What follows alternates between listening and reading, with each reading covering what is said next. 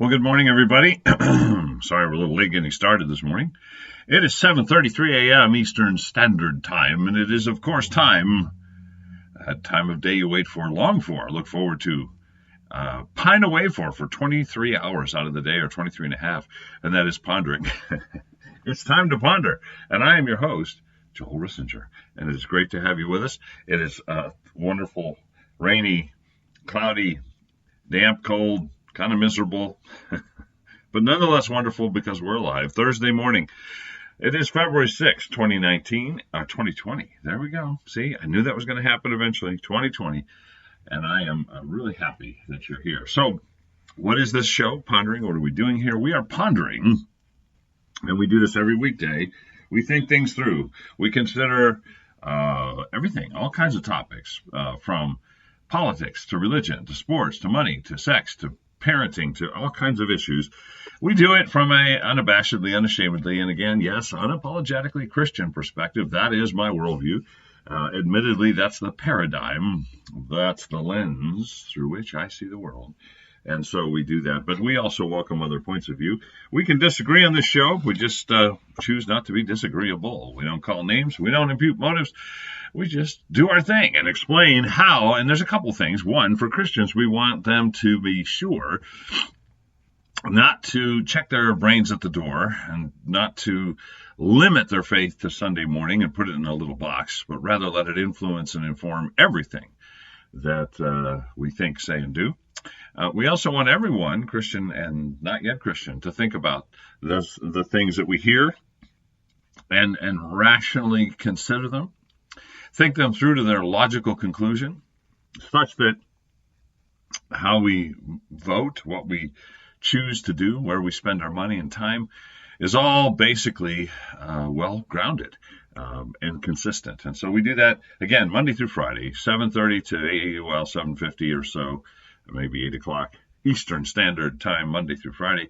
We're here live on Facebook. You can comment that way into our live stream or just post on the page. That's the Pondering Radio page of Facebook. You can also email us and make comments. PonderingRadio@gmail.com is the address. PonderingRadio@gmail.com. Or you can call. When you call, you can leave a voice message. We'll listen to it. If it's something you want on the air and we think it's worthy of airtime, then we'll put it on the air. Or we'll just take it for personal edification. Thank you very much. Yes, I have I don't know that it's a Christmas mug. It's a winter mug. It's a snowman mug. And we haven't had much snow. It's really kind of been a nothing winter. But by drinking this coffee in this particular mug, I am celebrating winter appropriately, because coffee is always appropriate to celebrate anything. Oh, yes. Okay. Whew, that's good. All right, so that's what we do. That's why we're doing it. That's how you can participate. Oh, yes, if you call us, I'm sorry, that number is 860-500-7163, 860-500-7163. Good morning, Linda Lou. Great to have you with us. Thanks for joining us last night. Thank you to all of you who were able to come and be a part of last night. And, of course, we want to greet also those of you listening via podcast on demand. And you can participate in the same ways I mentioned. We're so glad that you're here. Last night we had our first life group study of 1 Corinthians. There were 12 of us participating, and we appreciate those who zoomed in as well as those who drove in and zoomed that way. Zoomed from their house to Susie's and we had a nice time. I thought it went well. Hopefully nobody was, driven away from the faith or decided to become an atheist after hearing my introduction to 1 Corinthians. I think it went well. It was fun. I think it was good, and we're going to work our way through. We got halfway through chapter 1, and plus the intro, plus all the administrative stuff, getting started, and all that. But it was good. So if you want to join us next week, you're not too late. Just email, and we will send you a link so that you can Zoom. That email address is Joel, Joel, at lifewaych.com. Joel at lifewaych.com. And if you're interested in Lifeway Church, which is the host of this program as well as our life group study, you can find out more at lifewaych.com. You can call 860-436-9216, 860-436-9216. Or, you can send an email to that same address, joel@lifewaych, and we'll get you what you need. We have 2 services every Sunday, 9:30 and 11:15 a.m., and the address is 2172 Berlin Turnpike in Newington, Connecticut. We are actually half in Newington, half in Wethersfield. Our building, the line runs right through the center of our building. So we serve both communities as well as Greater Hartford, really. So glad to have you with us this morning. Good morning, Susie, our host, the hostess with the mostest from last night. Good morning. Happy coffee drinking to you too, my dear. I'll have another sip. This was good today. I don't know. There's some days where you make the coffee and, unless you're a Keurig user, which, it's the same. But if you make the coffee yourself, some days you just get it right. You know what I'm saying? And other days, not so much. No, it's just colored water, That doesn't work. Yes, I do measure it, but I don't know, somehow it just seems to turn out different. So I want to talk to you today a little bit about, good morning, Maria. One of the foundational principles of this program, which we've already touched on briefly, which is to think things through, to consider, what we are doing, how we're doing it, why we're doing it, and really make sure that we're consistent, that our faith informs all of our life, and that we're not just trying to compartmentalize. We don't have our faith box over here on Sunday, our work box Monday through Friday, our relationship box Friday night, Saturday, everything's segmented, separated, and near the twain or quad or whatever it is will meet. And that's not good. And I would argue this. And I don't usually say it this way, but I think it's true, and you can work with me or disagree. You have the right to disagree. I always say you can disagree with the host on this program because you have the right to be wrong. Yeah, just kidding. Good morning, Richie. Glad to have you with us, too. I think the truth is that what you really believe will inform and can't help but inform and direct and influence everything you think, say, and do. See, I think that's the problem. I think sometimes the issue is not that we're doing things that are wrong and that contradict our faith. I think the problem we have many times is that what we really believe in our heart, at the core of our being, is not in line with the Scriptures, not aligned with our, the doctrines of the church. It's not aligned with Christ himself and what he would do and want us to do. We don't really believe that he's good. And we don't really believe that he loves us. We don't really believe that we're his and we have this new identity. We don't really believe that he has a purpose for us, not to harm us, but to do good. We have issues with that. And so, or maybe we believe it, but then there's another part of us that doesn't. And there's this cognitive dissonance in our head and in our heart, too, of this struggle of the two ideas that oppose each other. And so the issue there, then, the solution is to get back to basics and firm up and shore up what we believe. Romans tells us faith comes from hearing the message. The message is heard by the word of Christ. What he speaks is the basis of our faith, and we just need to get into that sometimes and test it, prove it, work in it so that it increases. And then that influences all that we do. And when I hear politicians say they believe this, but then they do that, I have to either assume they're making a brief stumble and we'll hope they'll come back, or really they don't believe what they said they believe at all. And I used the example of Nancy Pelosi. She's claiming to be a strong Catholic, but she's wearing white at the State of the Union in solidarity with all the women promoting abortion on demand. Well, if you're a strong Catholic, you don't believe in abortion on demand. So does what you believe inform what you think, say, and do, and what you legislate? I would argue, actually, yeah. I don't think she does believe what the Catholic Church teaches on numerous issues, not just abortion. So, and again, only God knows, and I can't judge her heart, but I can say that what she says she believes does not match what she's doing. And therefore, typically, if I understand the Bible right, we would have to go back to basics and say, what do you really believe in your heart of hearts? Good morning to Gene, by the way. I see he joined us. Great to have you, Gene. So I want to, when we talk about this thing of making sure that what we believe dictates all that we do, We're making sure that what we believe is really solid, so it will naturally influence all we think, say, and do. I want to use an example from yesterday in the news, and that being of Mitt Romney. Now, this is not meant to be a personal attack, but I do think we have to illustrate using his faith core as an example of how what we really believe will impact us, and why it's so important that we ponder things and we get them solidified right down in here. And to do that, to use that example, that illustration, I have to explain a little bit about Mormonism. Mitt Romney, Senator Romney, is a strong Mormon believer.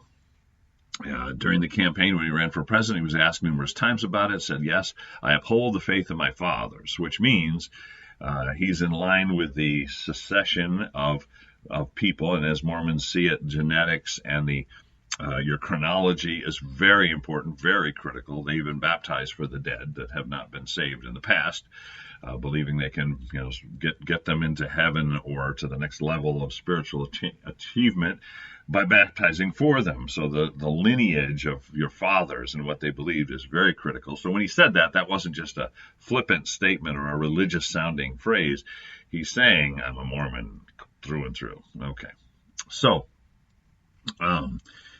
what do Mormons believe? And how did that impact what happened yesterday in the impeachment vote? Well, Mormons believe that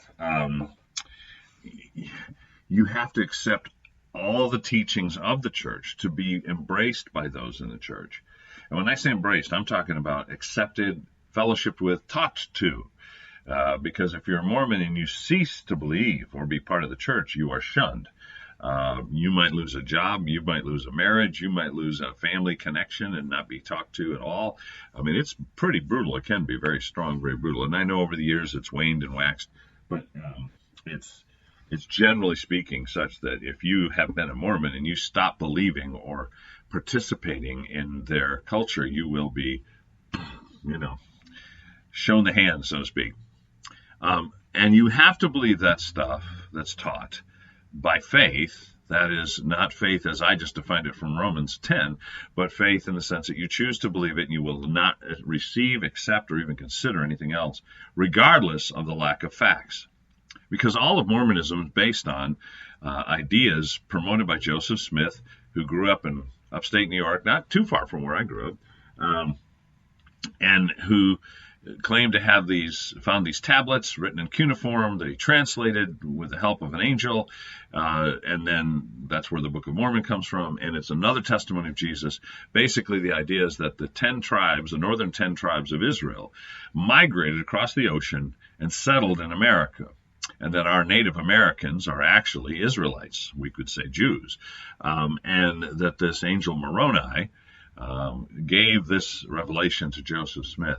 Now, all Mormons are asked to accept this, but there are no tablets. We have no evidence of tablets. They're gone. There's no evidence that people in the 1800s, the Native Americans, or even centuries before, wrote in cuneiform. There's no evidence that people would have spoken King James English.